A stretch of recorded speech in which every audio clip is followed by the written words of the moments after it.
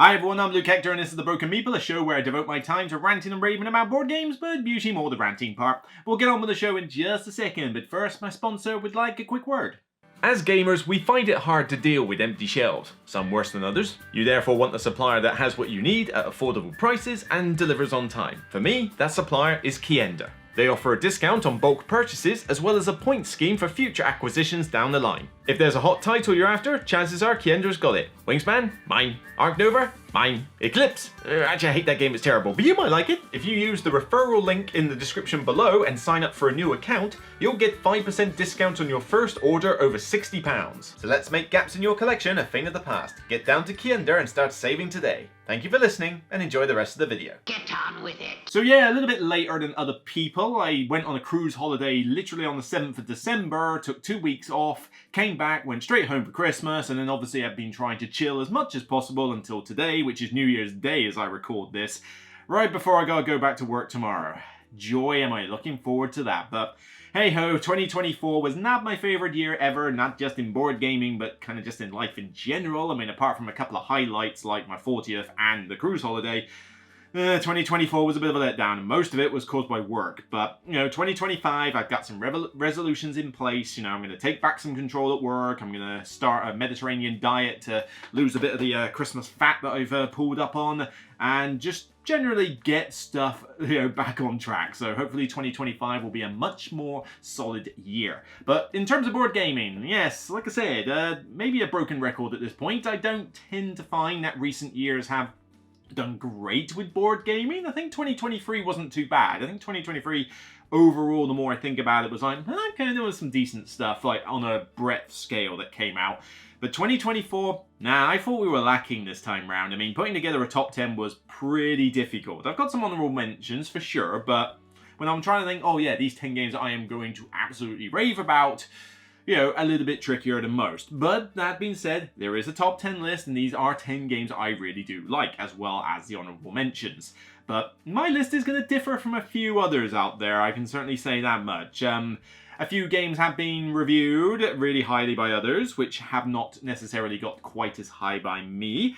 And in terms of the games covered, well, obviously I can't play every single game in 2024, but then neither have you. So, it's just going to be the way it is. Like, for example, I've still got to review... Oh, here we go. Come on, little one here.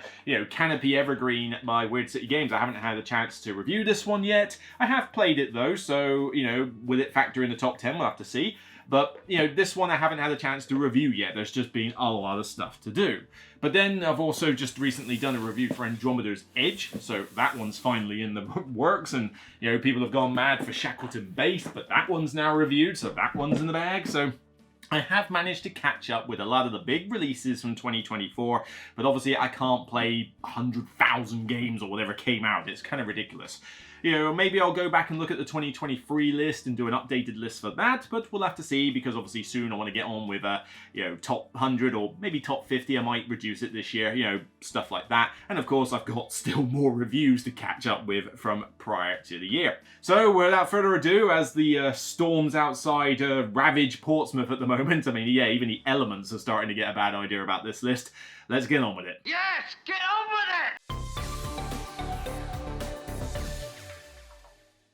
My number 10's a really unique one, and I don't think this publisher gets enough credit, really. This publisher has released mainly the same sort of series of games in the past. They've stuck to this particular IP, this particular art style, and they've gone with it. But they created one of my favorite deck builders of all time, and here they've created a really good, solid co-op as well, which is Snowdown Designs' Peacemaker's Horrors of War. This one is a co-op that can be played solo just fine, and you go for these different scenarios via a flip book, and basically you've got two factions going up against each other. The deck builder was Dale of Merchants, where you had all these different animal races that, gave you really cool abilities, and you had to build decks and do little market trading. It's a really cool deck builder. But those same factions are basically in this game. So you've got like the parrots versus the bears, or you've got the little stink frogs or whatever versus the beavers. I don't know. You've got all these different factions going up, and each one's got its own little separate card deck. And the idea is that you play effectively these kind of like vagabond individuals, these peacemakers as you will, who sort of tallying between the two factions on the map as they're fighting against each other, and you're kind of shoring up defenses for one side, maybe boosting the attack of the other, healing people, getting in each other's way, maybe helping one faction over another. And the idea is that you're trying to balance things out so that the two sides give up. You know, if one side dominates the combat, then they'll win the war, the other side gets wiped out, and it's like, okay, problems. And death. But you're trying to get it so that two sides basically go, oh, I am sick of this fighting, this is too much, let's just quit now, stop this war. It's a really nice message, I mean, for a board game, considering most games are like about, you know, annihilate the other side. It's nice that there's actually a game that says, no, how about we stop war for a change? Especially when you're talking about cutesy animals. There's cards in this game that have you doing things like, you know, getting tunnel vision and PTSD and stuff when you let other faction characters die. It's like, wow, it does go a bit dark for what is essentially cutesy animal artwork. But it's a cool little system. It takes a bit longer than it needs to. I do think the length in a lot of players is a bit much, but it's cool that you're trying to manipulate these decks. And yes, the first time you play it is going to be different from the subsequent times because you'll get to know what these decks are. But even with that knowledge, the way that you're trying to manipulate the game and utilize the cards that you have with other players. If you play solo, you basically just have a pool of cards, but if you play with players, you've got to keep swapping them between each other. So there is a logistical exercise to do, not a ton for each individual player to do. You are basically working as a team collectively. It's not like one person gets to do a million actions and the other person only gets to do one.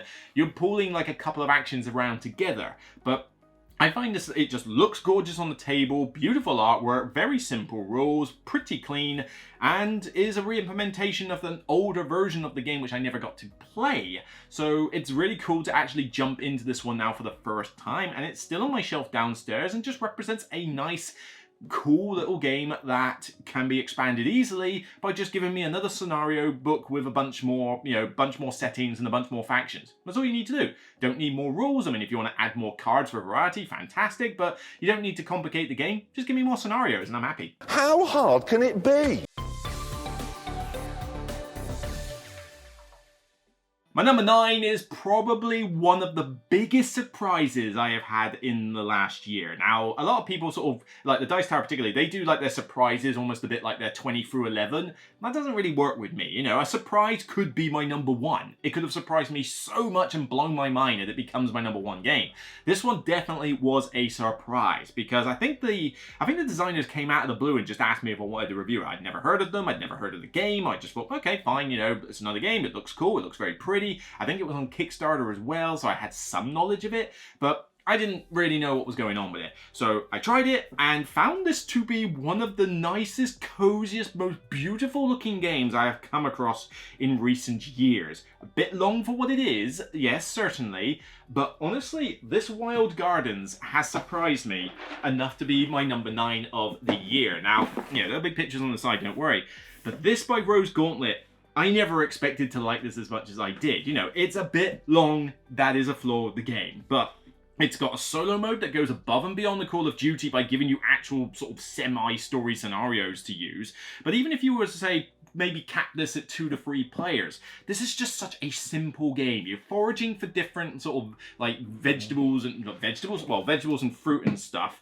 And I've got a sort of premium set here with these really nice ingredients. Oh, here we go. So all of these lovely wooden pieces, nice and beautiful, nice and chunky, all that lot. Beautiful bags, some of the best artwork I've seen. And essentially what you're doing is that you're foraging for ingredients and making recipes. And you can serve these recipes to guests who give you special abilities or in-game scoring opportunities. And with these little mini packs, I've got more of these guests. I don't like the idea that some of these mini packs are based on people in real life. Like, I really could not give a crap if, I sort of like, look, I just want fictional characters. I don't want to suddenly draw a card and suddenly it's watch it played. It's like, what? No. But, it's variety at the end of the day, and it's a gimmick. But the recipe cards in here that you can cook, my God, I want to eat every single thing on this. Well, maybe not the ones that have fennel in it. I hate fennel. But aniseed, bleh. But, some of these recipes are so nice that you just want to, eat them off the card. It's such a gorgeous game, but it's very simple. You basically just use action tokens with, movement values on them, use one of those, move around, collect ingredients, make the recipes, serve the guests. But you also get to customize your board with skill tokens that mean that when you do a particular action, you get to augment what happens with that action. So there's an element of customization, there's an element of variety, and for a game that really does have a very simple premise, like a simple rule set and a simple, smooth gameplay. Now, it's not the smoothest, you know, the whole thing with the day cycle can be a little bit on the fiddly side, and certainly I said, hey, I think this game goes on a bit too long, especially with 4 players. I mean, this is something that probably should only be a 60-minute game. That can happen with 2 players and solo, but with 3 and 4, you are going to take longer, and I think it should have been capped. Maybe they can fix that in the future, we'll see, but honestly, this just really surprised me. It's cozy and nice, you know, like you want to stick something from Studio Ghibli and shove it into a board game. It's just like that. It's got that kind of artwork, it's got that kind of style, and you're just into it sort of going, ah, that is nice, that is nice, that is pretty. You don't feel stressed. It's one of those style of games, but I really enjoy it. It's a good, fun game. And probably the biggest surprise of this year, because I went into this with no idea, no expectations, and I was like, wow, okay, a person on Kickstarter I'd never heard of has put out a game that was pretty solid, especially with the lack of faith I've got in Kickstarter projects these days. This one really did surprise me.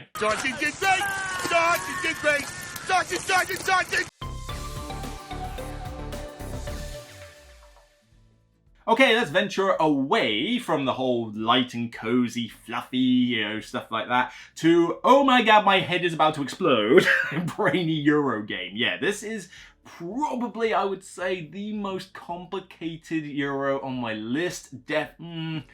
One could contend, but no, I think this one's more complicated. It's certainly more fiddly, you know, overall with all the mechanics. But it is huge in scope, it is heavy, it is brain-burny, it looks gorgeous still, and it is Fantasia's effectively magnum opus game at this point, Unconscious Mind. This one is just hoo-wee. It's a big epic scope game. You've got a lot on the table, treating these different patients with their psychological issues, worker placement with the different action spaces, of which you can determine how many times you're going to do said action, a map with location actions, which granted is the weak element of the game, but it's still more to consider, and not a huge amount of time in the game in terms of number of actions to be able to get everything you want done. You've got to be efficient with treating the clients, meeting certain endgame scoring conditions, or, you know, boosting your reputation, whatever it is you're trying to do in the game. But it looks great with this dual artwork style, which I think more games should try, where like the real world is done by Vincent Dutrait and the dream sequence cards are all done by Andrew Bosley. It's a good contrast of 2 very different styles, and I would like to see this more often in games, because I think other genres and settings could really benefit from this. You could have something like where like the real world, like reality stuff is portrayed by one artist, but then you could have the supernatural monsters that you got to fight, or the evil stuff is done by another artist, and have them combine. I mean, that would just, I think you could create some really good stuff, but I digress. No, he got the upside, I got the downside. See, there's 2 sides to every sport. This game is great fun to play. Very long with 4. I do like to cap it at 3. It's got a cool solo mode in it, even though there is quite a lot to pilot. But I really enjoyed that brain-burning nature of this. You know, the worker placement with moving your ink pot around your board, customizing your board with the notebook tiles in order to create like a little mini engine that you're going for. There's a lot of variety and a lot of different ways that you can play your game out. Now, I reviewed the expansions as well, and I will stress that honestly, you should just stick with the retail copy of the game and not bother with the expansions, because I think the deluxe copy is not worth the extra money for it, as much as I do love those ink pots. And, you know, the miniatures are a waste of time and all that, just stick with the wooden pieces.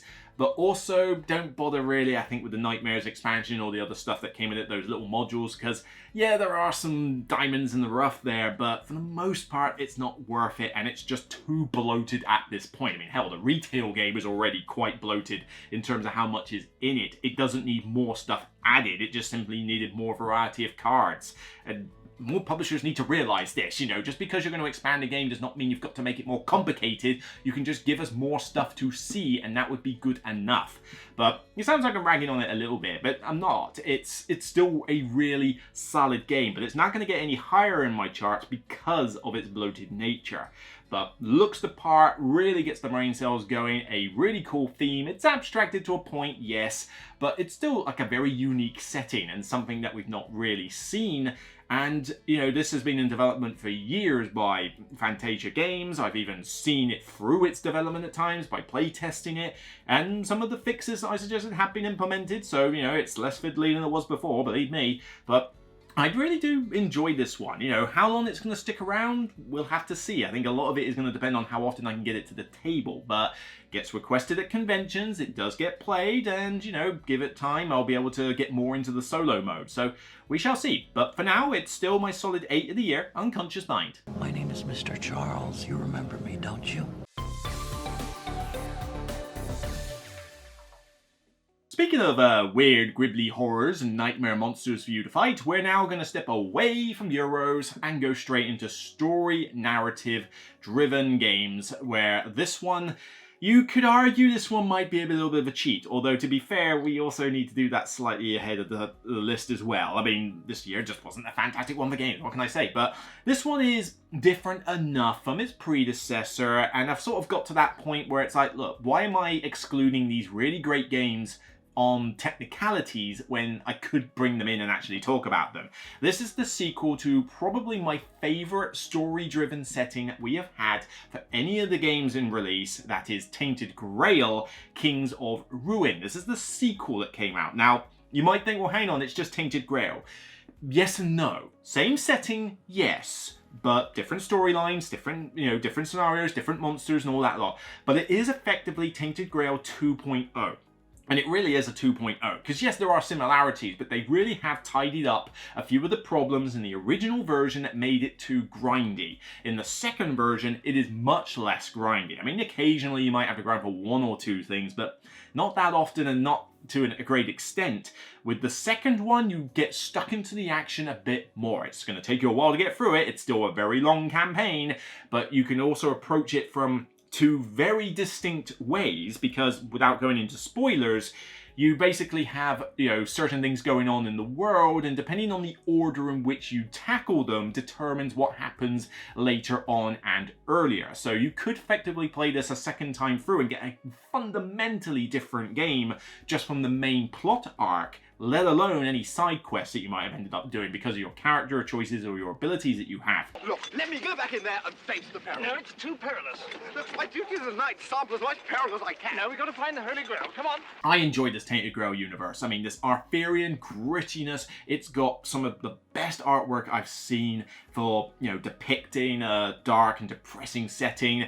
The narrative is so good. This is novelization level writing, really, really good. And if you get the app with the voice narratives, the voice narration, it's even more immersive. It's just a perfect setting for me, and Awakened Realms have tried stuff with things like ISS Vanguard and other stuff in the past, and granted, ISS Vanguard I like, but I found it too much, too long, too complicated, and the dice mechanic was a bit for me.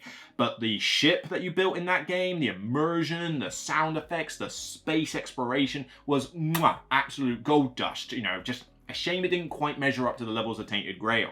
But this is what Awakened Realms does best. They are very good at creating immersive worlds for really cool story-driven games. And I mean, I did the preview for Lands of Evershade recently. I'm looking forward to see how that turns out, a kind of pseudo RPG game with a new setting, and check out my video for that one. But yeah, this one gave me a lot of enjoyment. I played it all the way through to the end, to completion, and I no longer have any Tainted Grail stuff in my collection anymore. So, Luke, why the hell did you sell it off if you love it that much? Well, I can only store so many games, people, and, it's a big campaign game that takes a long time for me to get through.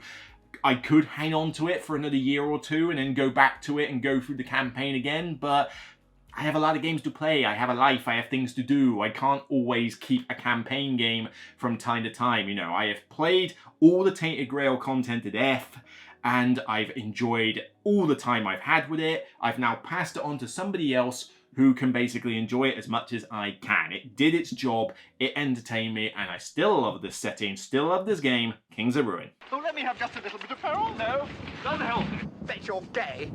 No, I'm not.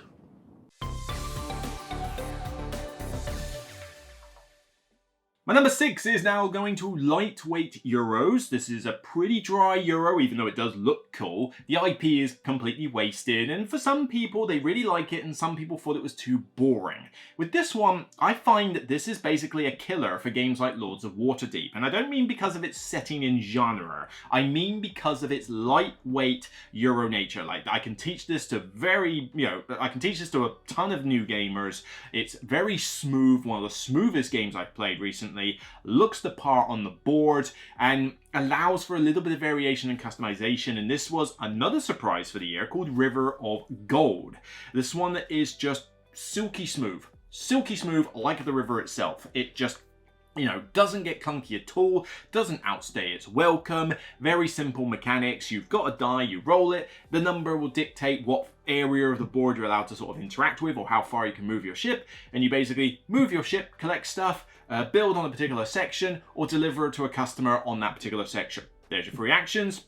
You can augment the die value with a little bit of mitigation, but other than that, the gameplay just plays very smooth without people APing too much, and the idea that you can build different buildings on the river to create these cool sort of combo sections. Like, somebody builds a building here, I build one here, I build one there, and suddenly this particular area of the river is like, oh, if I land there, I get loads of stuff.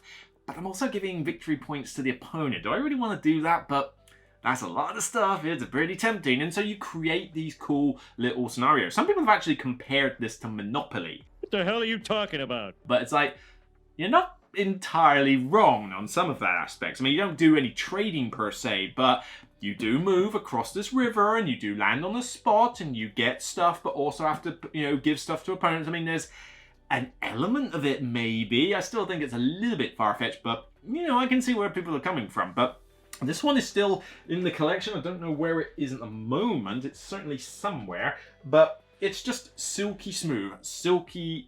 And that is something that I think is missing from a lot of Euro games lately. If you remember the reviews that I did for, games like, Andromeda's Edge and a couple of other, big Euros this year, smoothness is something that is lacking from games. I mean, even Unconscious Mind, I love the game, but it's not silky smooth in any way, shape, or form. It's nice to be able to just play a game where the rules just flow, where it's intuitive and you don't feel like you got to check the rulebook every 5 seconds. I mean, hell, I'd never have to check the rulebook ever again with this game. It's simple enough and smooth enough that it manages to do that. So why does it kill stuff like Lords of Waterdeep? Well, Lords of Waterdeep was typically one of those games that you played as a very simple introductory Euro, but it has issues, mandatory quests and things like that, and the expansion making it a little bit too overwrought. This one just keeps it nice and simple, nice and smooth. And all they got to do is just give us more customers with some other abilities.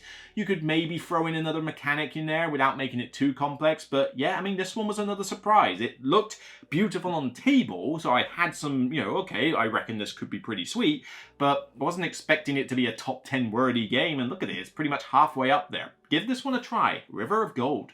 I love gold.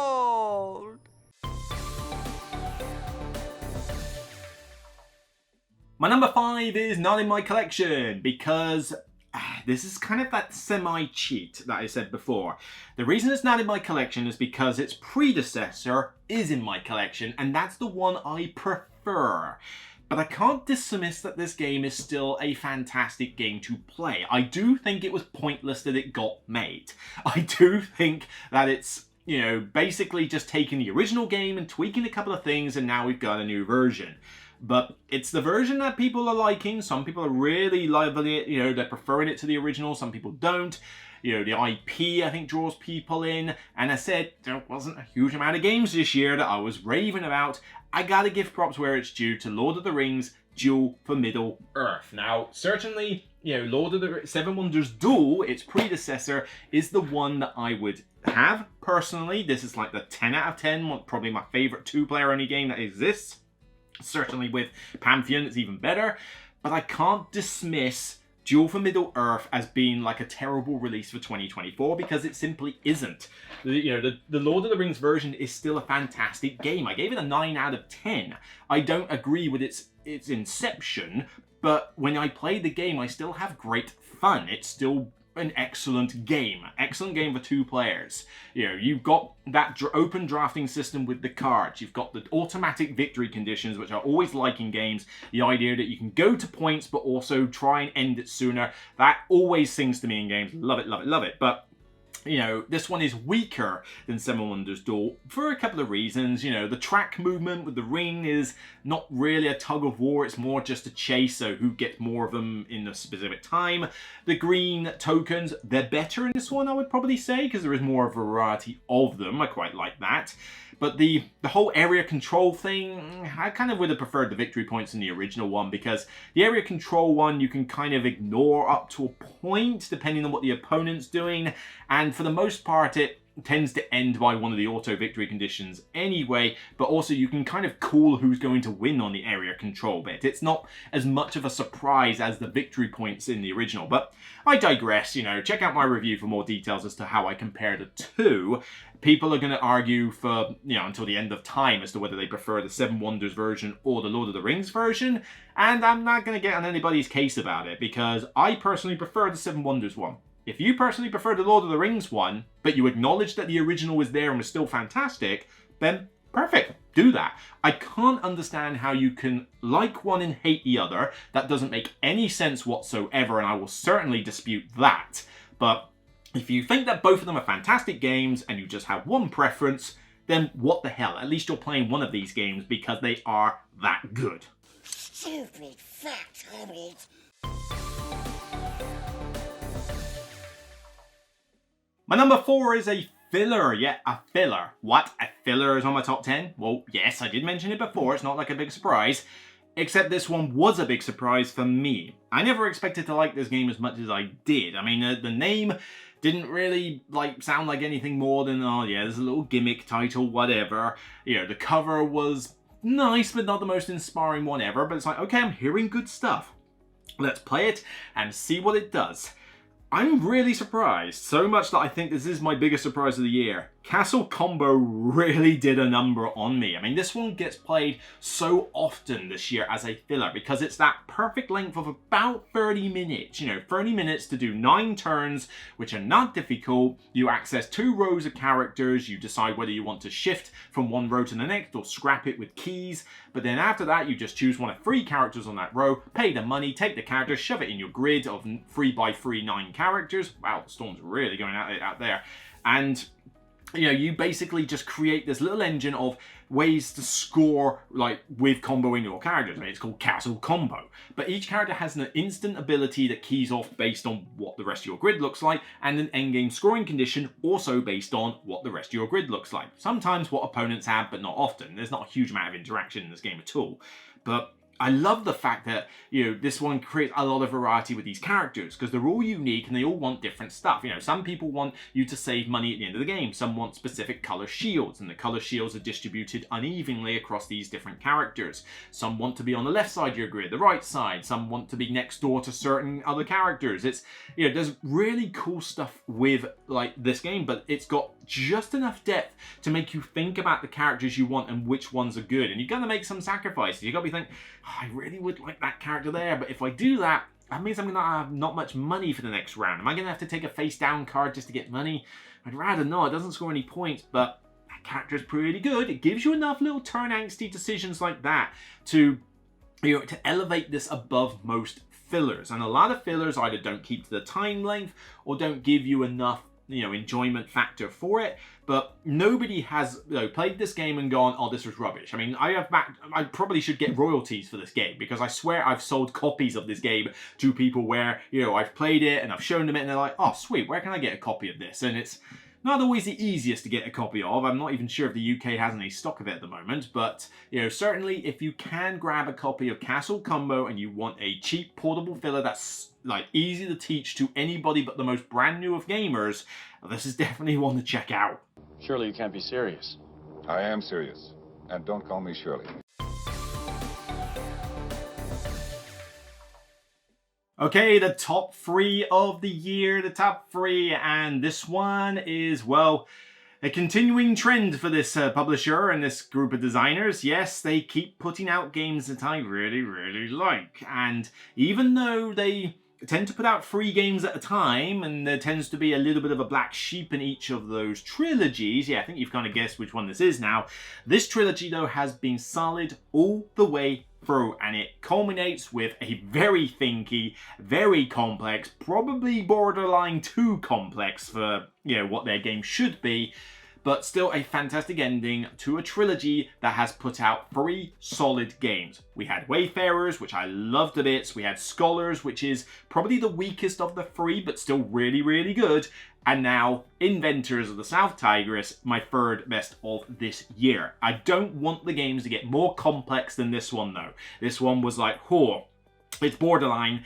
There's a lot of stuff in here. Borderline too complex for some. I think you maybe need to dial it back a little bit for the 4th trilogy you do. But, you know, for this one, really, really enjoy it. The variety in this particular game is off the chain. I love the cool combos you can pull off with your little workshop engine building, your dice manipulation, your dice leveling, but also the inventions that are effectively a group managed system. I really like Euros where you have something in the game that is kind of maintained by the group, and what the group does will affect your decisions. You know, you've got the different invention tiles, and they will get invented, they will get built, they will get tested, and then they'll get published. I designed and tested them myself.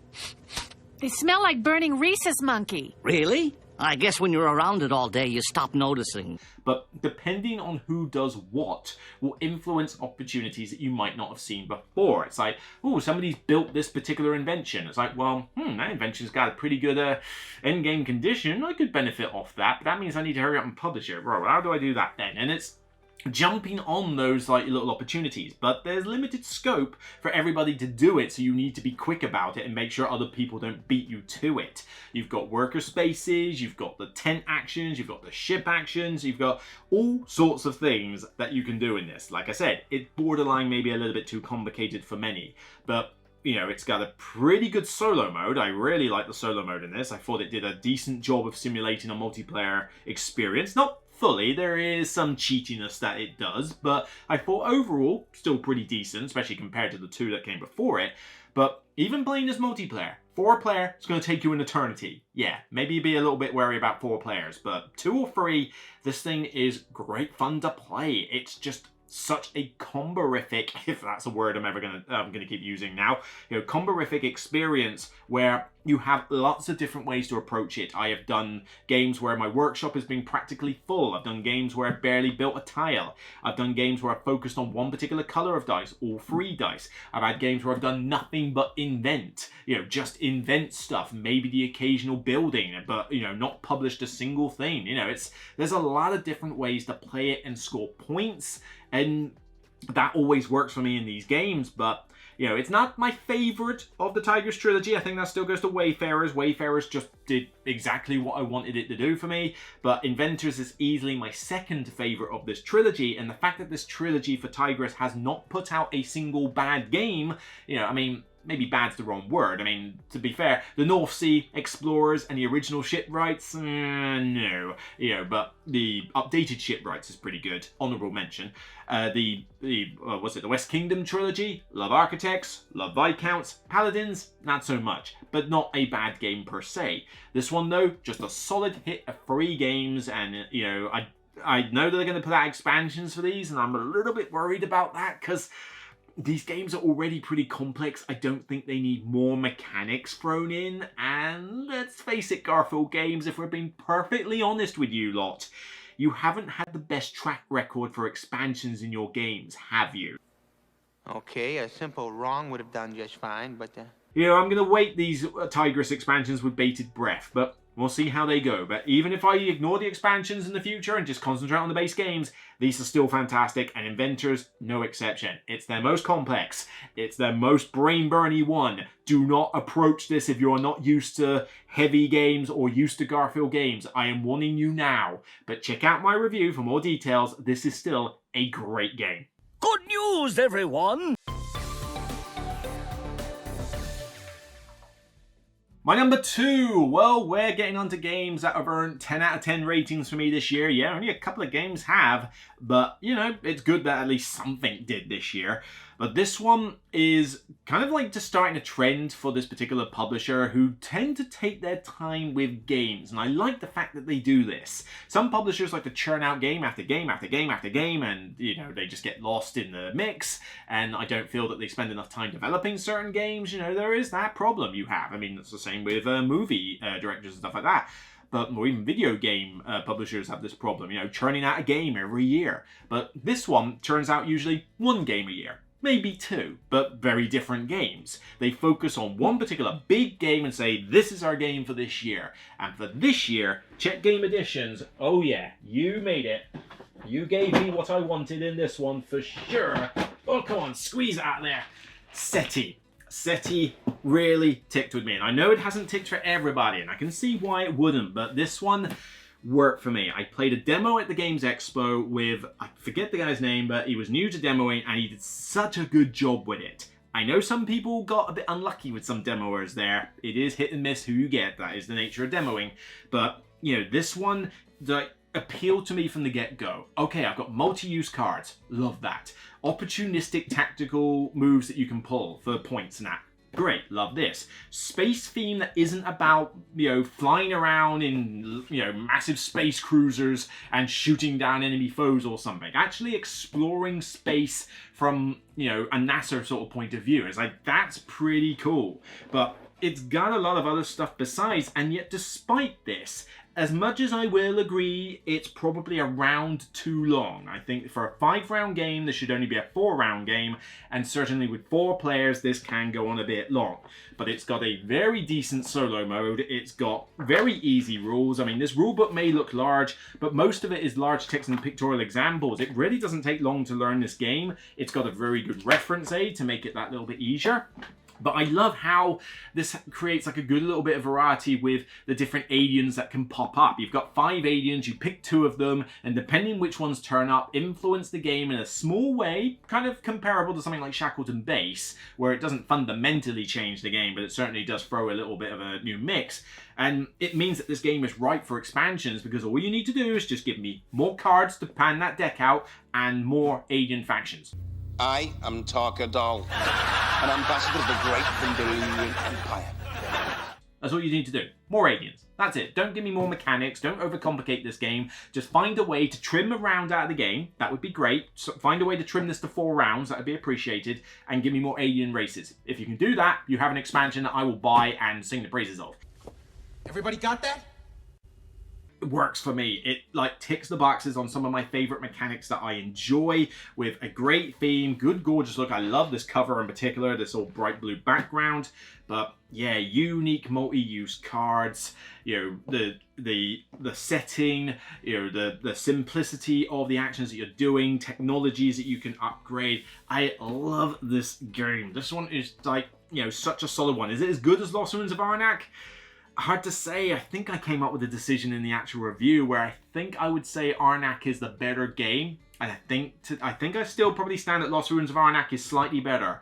But we're talking 10 out of 10 benchmark games here. I mean, they took the time to bring me Lost Ruins of Arnak, a 10 out of 10 game. They took the time to bring me SETI, another 10 out of 10 game, you know. And I even reviewed the other 2 games by this designer, Tomas Hojek, and Teagarden, above average at best, and the other one, Galileo or whatever it was, you know, barely average. You know, I mean, those 2 did not sing for me as much as this one did, you know. And to do 3 games at Essen was already pretty impressive. So love this one. I'm hoping this is going to stick around for a long time. I want to see what further alien factions they put into it, but failing that, whether it's solo or preferably up to 3 players, I just enjoy playing this, and I know friends of mine enjoy it as well, so it's going to hit the table more often than not. So yeah, love it. Well done, CGE. You've done it again. Well, that went okay.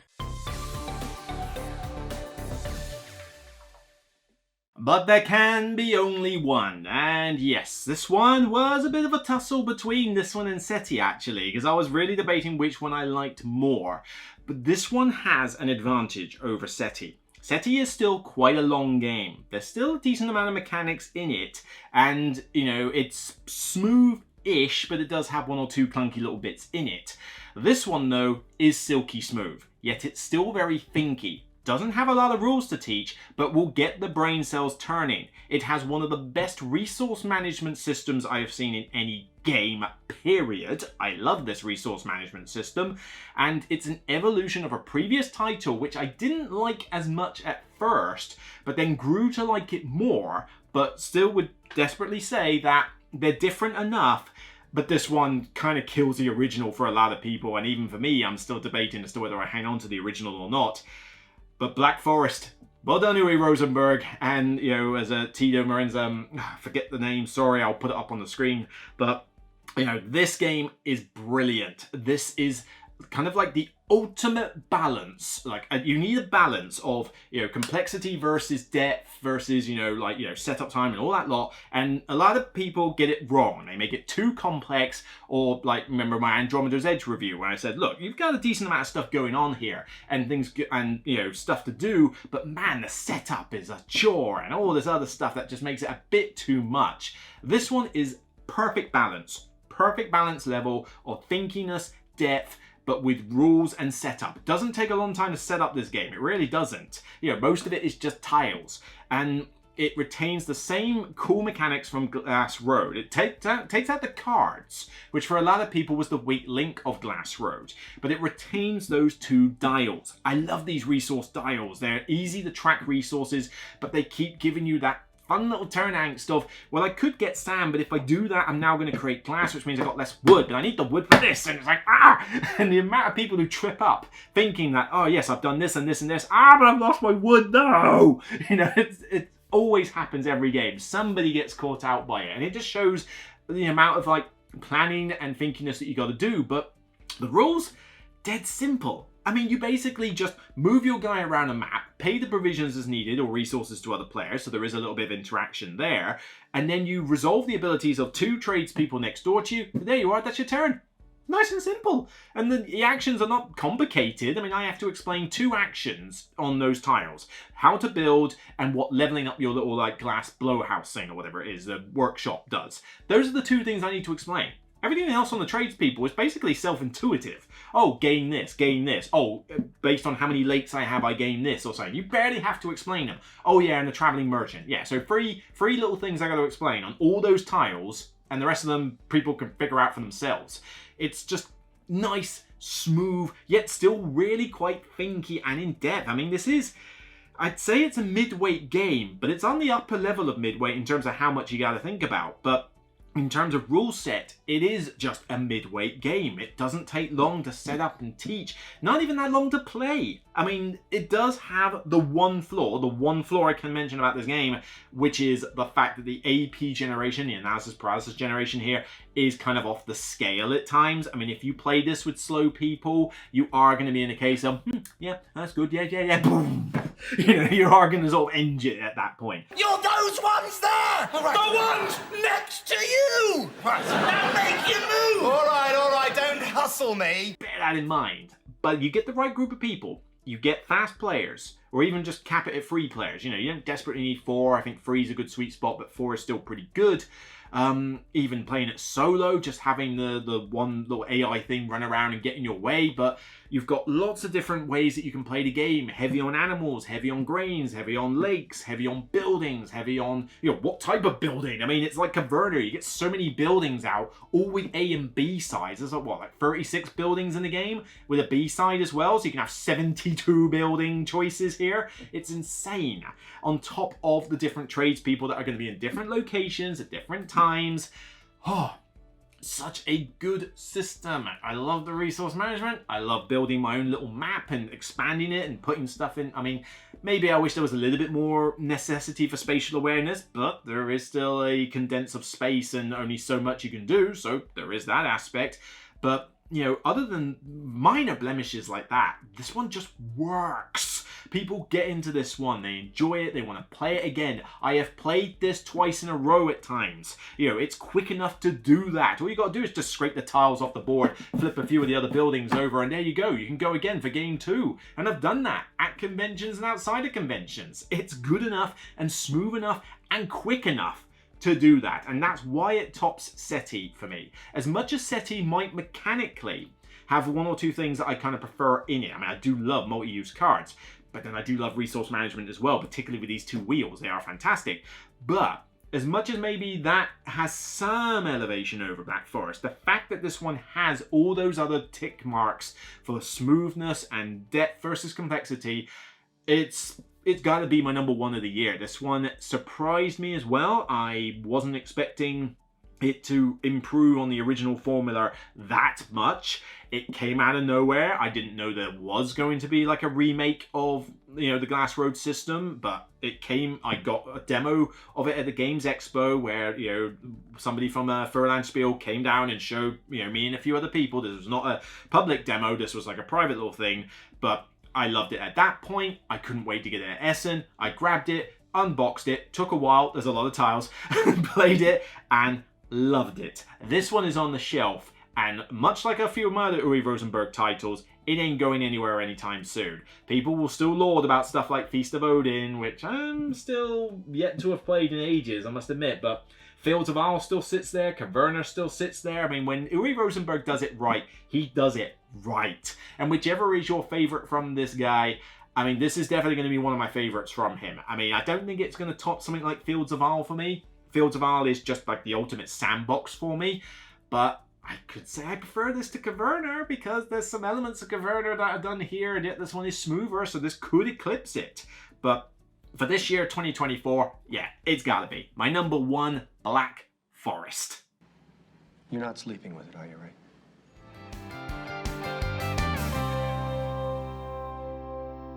And there you go, that is my top 10 of the year. I suspect this list is going to be very different to a few of yours, so let's explain why it has differed. Firstly, a few honorable mentions that didn't quite make the list. Windmill Valley from Board and Dice. You know, I wasn't the biggest fan of Minos. I think Minos was way too long, way too drawn out, way too fiddly to merit the rest of the good stuff it had.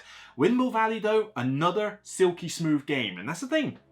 I like games to be heavy. Yes, I do like heavy games, people. But the smoother the game is, the less clunky it is, the better. I mean, something like Gallerist and Kanban, you'd be surprised how smooth those games flow, despite the heavy mechanics in them, compared to something like Inventions or Weather Machine, particularly from the same designer. But Windmill Valley, again, very smooth. Looks beautiful, looks like very colourful, maybe a little garish, but still very colourful. Simple rules, yet enough depth to get what you want done in a 90-minute time frame, and with a decent solo mode as well. This one was a surprise for me to be as good as it was. This would probably be something like my 11 or 12. It was that close. The Shipwrights of the North Sea Redux. It was a little... I mean, this one is different enough from the original that you have to treat it as its own game. The problem this one has is that it doesn't really cater for multiplayer. There's pretty much no reason to play this multiplayer, but when played solo, this Redux is a pretty solid game, which is why I'm still hanging on to it, but not quite top 10 material. Arctic, this little filler here. Now, some people didn't like it as much as I did, which is fair enough. No chairman of the board really didn't like it, but you know, this one, I like its quirkiness. It's got a unique little card play system to it, and I like quirky little card games. Could some of the player powers be a little bit more balanced? Yeah, for sure. But it's nice and quick, doesn't take very long, and was, again, another surprise filler that I didn't think would wow me as much as it did. Not top 10 material, but still really enjoyable. And I would say that Castle Combo is still better. And then finally, also, Harmonies. Harmonies, yes, people are going to wonder, why is this not on my top 10? I played it a few times. I haven't actually had the game in my possession. I've had to play somebody else's copy for it. But Harmonies is still a really good game. I don't think it's quite like 119 on Board Game Geek levels, as it seems to be at the moment. This is the highest ranked game of the year in terms of BGG rankings, as if we care about those. But as much as I talk about them, but this game is still pretty solid. It looks cool, nice and simple. I think my slight beef with this is that I find that the cards sort of vary in terms of how lucrative they are and whether they're worth going for. I seem to find that when I play Harmonies, catering more to the positioning and the standard scoring mechanics in it seem to warrant better for me than trying to level up all those cards, which are quite tricky to do. But it looks cool, it's a nice premise, very simple, very quick, and, you know, a solid game. It would definitely probably be a top 15 game, but just not top 10 material. You know, I do really like it, though. It is pretty good. And I think that's kind of it from an honourable mention side. I mean, there are other games that I have liked this year. We have, the Explorers and Avoria was a solid game. And, Canopy Evergreen has been pretty solid. There's other titles that I've reviewed with 7s, maybe 8 out of 10s that have been decent. But there was also quite a few 6s, 5s, a 3. Remember Asian Tigers? Oh, yeah, no. But, there are some games that have done pretty well. And you're probably thinking, well, where's Civolution? Well, Civolution, I couldn't really say on that one. I haven't played it enough times, but it's got a sandbox feel, which I do like. For a Feld, the fact that I even like elements of it is pretty surprising anyway. But I'm sorry, this game has like an hour teaching time. It has like a 3 to 4 hour play time, particularly with multiplayer. Even playing it solo is going to take you a good couple of hours or something. And maybe it's a game that I need to play more solo. Like if I could get a copy of this game and play it solo and maybe treat it entirely as a solo game, I could see it being one that I enjoy. But multiplayer, it's too much. Too much. I mean, we played a demo of it at Essen, and the demo was 2 hours, and the teach took more than half of that demo. It's ridiculous. There's just maybe a point where there's too much in a game, and I think Civolution has that problem, especially when you consider that for a game that can take 4 hours to play, your actions are dictated by a random dice mechanic. Yes, there's mitigation, but if I have to... The same thing I say about all these games where people use mitigation as the ultimate defense, get out of jail free card. If I have to spend time in an action-limited game to mitigate the luck, and you don't, you are inherently doing better than me by default. This is something that I would have accepted if Civolution was a 60 to 2 hour minute game. 60 minute to 120 minute game, tops. 3 to 4 hours, though, no. That doesn't work for me. I would happily like to try this more, but I haven't had my own copy. The copies at Essen had massive issues with production quality and missing parts and stuff, so there were issues here, but I would like to give this one more chances as a solo player, but I can't see myself liking Civolution as multiplayer. I just think, no, too much. Shackleton Base, gave it a 6 out of 10. It's fine. I like it. I will play it, but it's not one that I got a huge amount of enjoyment for. Game of the year material. No. I mean, it's nothing particularly new in it. It's just the fact you've got these little corps that vary the game up, which is cool, but they don't change the game that dramatically. I mean, for crying out loud. All right, I'll use this corp. What do? You spend these little tokens and take these tiles and they get you points. Okay, cool. What do I do with this one? Oh, you get this token and you put it on this board and it gets you a little bonus. I mean, that's not exactly that drastically different, people, okay? But the game is fine. Andromeda's Edge, a good game that I would like to play, but never own. It's too much. The setup is an absolute chore. It's an expensive game, particularly if you're forced to pay extra just to play it solo, which is probably one of the better ways to play the game, but I've got to pay another £25 on top of 60 quid to play it solo, which I'm not a fan of, and lo and behold, if you want to spend £80 on the completely unnecessary and even somewhat bad elements of the deluxe expansion, no. But it's still a decent game. I gave it a 7. It's still good. But I want to play it when people put it on the table and know what they're doing. I don't want to teach it. I don't want to set it up ever. It's a little bit too epic in scope, but not quite as epic in feel as I would like. And despite some people I know, like Mark from Ninja Geek Games, who thinks it's his #1 game of all time, that's a bit of a stretch. But still, some people love it to bits. I just didn't love it as much as others. Anything else I can think of? I mentioned Galileo. That was, not a particularly good one. Not at all. Any other ones I can think of? Not off the top of my head. As I say, there's been some decent games this year. There's also been some pretty bad ones. But by all means, let me know in the comments what you think of these games. Do you love them? Do you hate them? What games did I not mention that would be on your top 10s? Say why. By all means, we can talk civilly about these things. Everybody's going to have a different top 10 for this year. And so I'd be interested to hear your thoughts on that front. So that's it for me on this episode of The Broken Meeple, where Into 2025 now, we got the top 50, top 100, whatever I decide to do with it to do as well. I'll probably do a top 10 list looking back at the 2023 list and redoing that, because those ones are quite popular, so I'll try and fit that one in at some point. And of course, I've got more reviews to do. I shouldn't have any more big box reviews to do anytime soon. I've already done that with Andromeda's Edge and Shackleton Base, but I've still got some speed reviews to do, like the Game of Tarot from Yellow. I've got the Canopy Evergreen. I've got I forget, is it Komodo Memories or something like that from Empress 4. There's games like the expansion to Ancient Knowledge. There's Station to Station from Alley Cat Games. Reef Project from Board and Dice I wanted to take a look at. So there's a few stuff on the horizon, but mostly in the terms of speed reviews, but with future top 10s and top 100s in play, there's going to be more big content for you as well. So without further ado, let's get on with 2025 and hope that it's a better year for gaming than 2024 was. So until next time, regardless of whether you thought the games of 2024 were the best thing ever, they're still only games, so let's see whether the 2025 can still improve on greatness. Take care, and bye for now.